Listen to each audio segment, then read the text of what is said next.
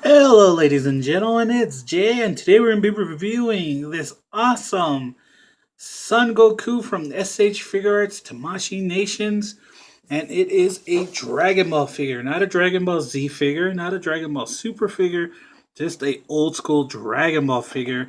And this, of course, is Goku from the very first series, the OG series, the series that started it all. So let's go ahead, let's get started.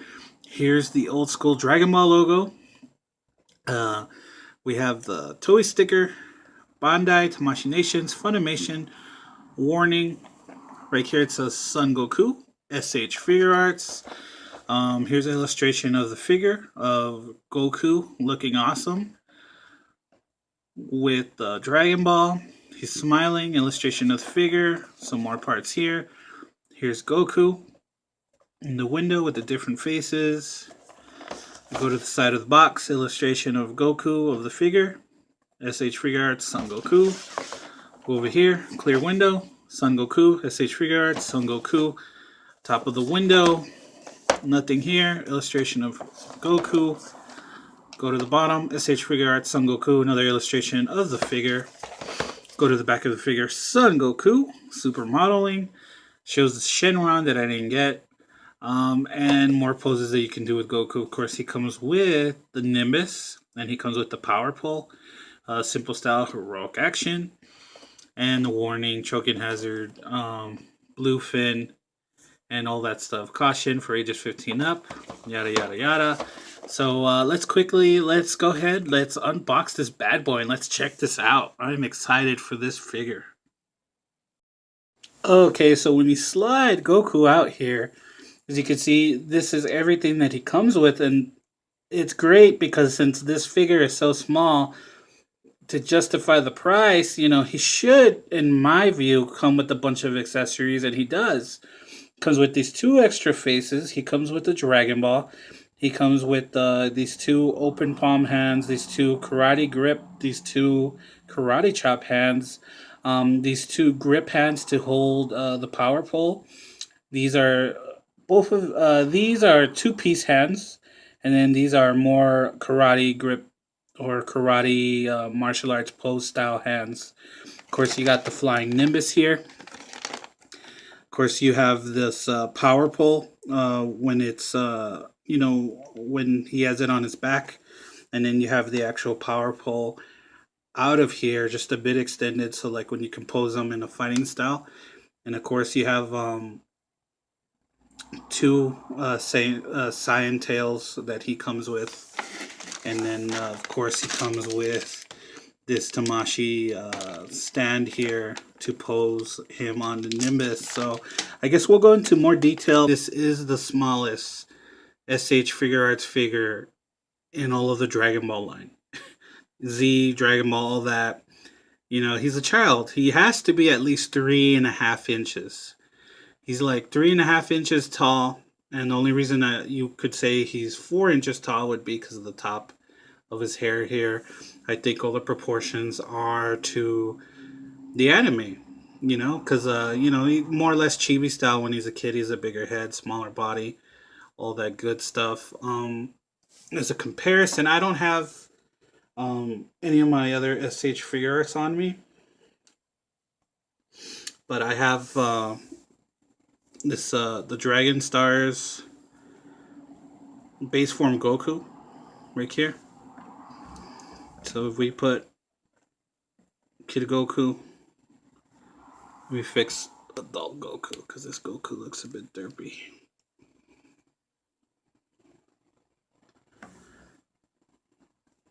And this Goku is about the size, pretty much the same size as the SH Figuarts Goku. So as you could see, that's how tiny, Dragon Ball Goku is compared to Dragon Ball Z Goku, which makes sense because he's a child. But let's go ahead, let's get this guy out of the way. And no shading. There's no shading on this figure at all. It's just, just the color of the plastic is it's just red. Red here. There's no shading. This isn't white. It's like a off white in the inside, which I appreciate of the emblem because that's how it was in the anime. Um, Oh my god, and this is where you insert the tail. It's right here. The little nudge. Put it right there. And you insert the tail right there. The tail is, again, there's no shading on the tail. It's just one flat plastic color. And that's how all of the figure is. No shading, flat plastic coloring wherever it should be. Skin tone is done right. The paint application on the face, it's good for what it is. The hair sculpt is awesome. It's all good for what it is. It's not nothing special from a paint standpoint. It's all just flat colors, no shading. And I think, maybe, just maybe, we could have gotten some shading, but you know what? It's whatever. I think this figure can get away with it just based on the fact that we get a bunch of extra goodies with it. So as far as articulation, his head goes up and down like that, down like that. Do full 360 like that. The shoulder, he has tiny, I want to call it like a tiny butterfly joint right here. Can't really see it, but his shoulder, this is as far up as his hand will go up, so it can't go directly up because this part of his gi is in the way. But it'll do full 360, full 360 at the bicep, bend at the elbow right there, and then you get the typical SH Figuarts 360 movement of the wrist, and then the wrist does move around like that, and it's the same on both arms. There you go. Is that butterfly joint right there. Shoulder, that's as high up as it goes, and then 360 at the bicep, elbow joint, typical wrist movement there. Ab crunch, there's a little bit of ab crunch right there.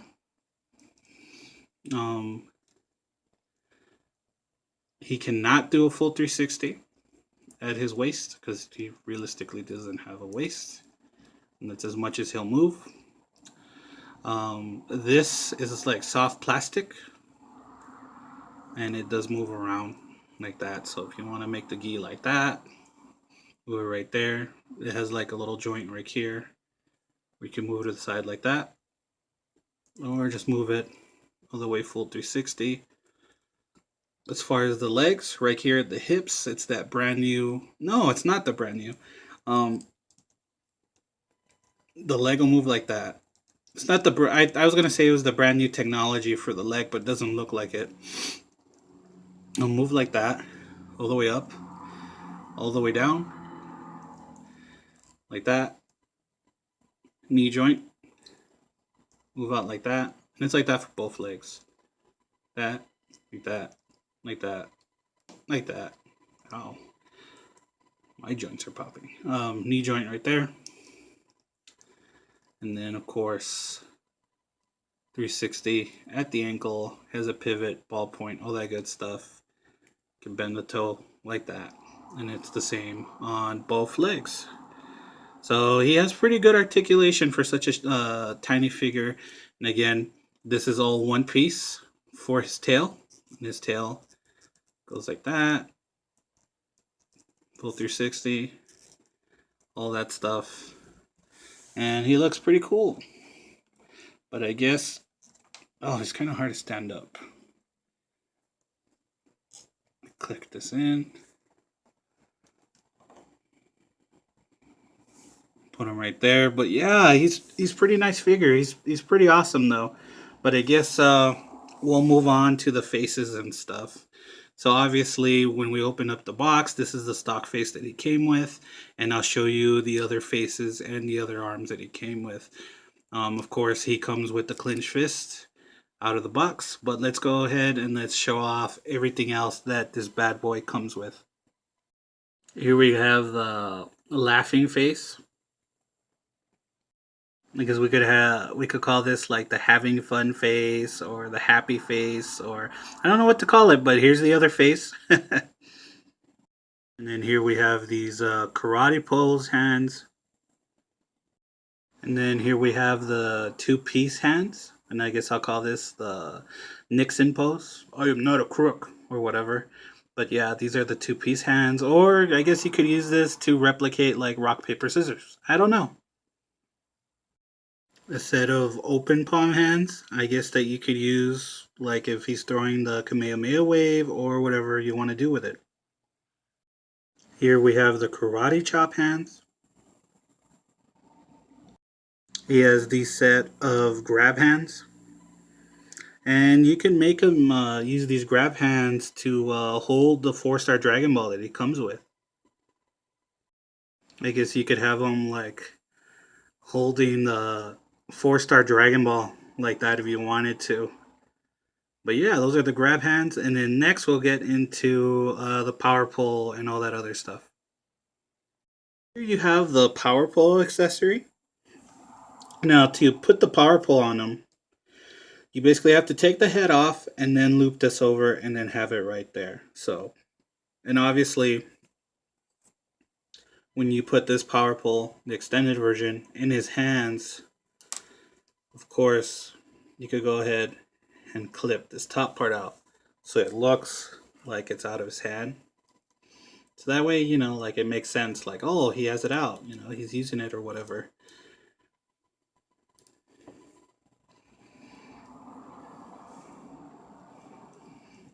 But yeah, it's nice. It's just the only thing is the power pole feels like one of those coffee straws. That's how like hollow and flimsy and light it feels. I mean, it's not a big deal, but it feels cheap. Feels like I could break it real easy. But yeah, there's the power pole accessory like that. Like I said, and then obviously if you're gonna put this away, you go ahead, clip this back on top.